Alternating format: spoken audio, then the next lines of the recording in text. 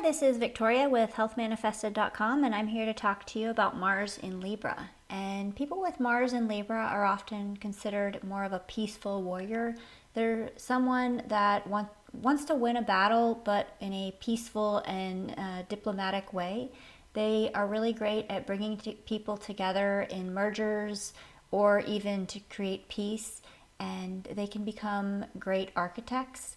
And they often like to have a nice appearance and really like to look good, uh, really present themselves in the best way possible. Mars and Libra can feel slow, like things are not moving as fast, because Libra is completely the farthest away from Aries you can get, and Mars is ruled by Aries, and Libra is, the furthest away. So, but they really do make more of a peaceful warrior and are great with, with keeping the peace and diplomacy. And that's my analysis of Mars in Libra.